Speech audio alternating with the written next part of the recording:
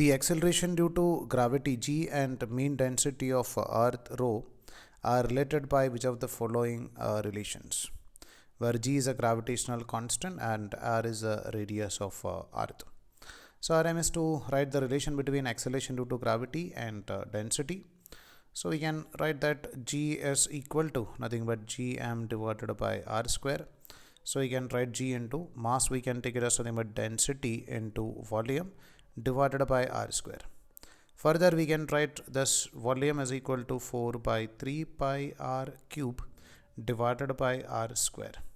So this r square and r cube over here get cancelled.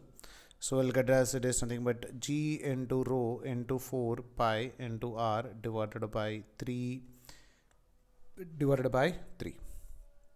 So this is the value of g, and if you'd like to write the value of g and rho in terms of g, so you can write rho is equal to 3 into g divided by 4 pi r into g.